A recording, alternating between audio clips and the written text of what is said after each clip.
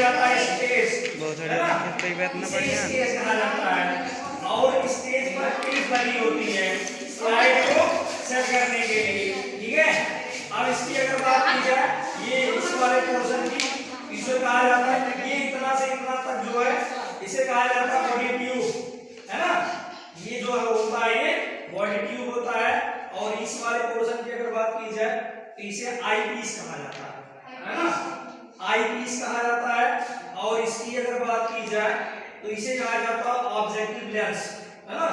इसे क्या कहा जाता है, ऑब्जेक्टिव लेंस कहा जाता है। नीचे की अगर बात की जाए तो ये जो दिख रहा है इसे कहा जाता है कंडेंसर, है ना, कंडेंसर। और उसके नीचे ये जो लगा है इसे कहा जाता है मिरर, ठीक है।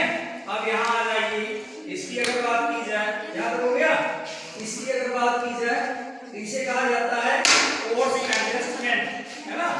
इसकी अगर बात की जाए तो इसे कहा जाता है कोर्स एडजस्टमेंट। और इसकी अगर बात की जाए तो इसे कहा जाता है फाइन एडजस्टमेंट। ये एक कंपाउंड इस माइक्रोस्कोप का पार्ट होता है, समझ में आ गया। एक बार फिर से देखेंगे, इसको कहा जाता है, ये जो नीचे रखा जाता है जिसे, इसे कहा जाता है बेस, ठीक है। और ये जो हमने पढ़ना है इसे कहा जाता है आर्म। और इसकी अगर बात की जाए जिस पर स्लाइड रखी जाती है इसे कहा जाता है स्टेज। और इस पर क्लिप लगी रहती है स्लाइड को सेट करने के लिए, ठीक है। अब सुनिए, इसकी अगर बात की जाए इसे कहा जाता है बॉडी ट्यूब, ठीक है।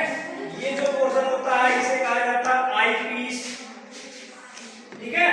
अब उसके बाद यहाँ आ जाइए, इसकी अगर बात की जाए तो इसे कहा जाता है ऑब्जेक्टिव लेंस।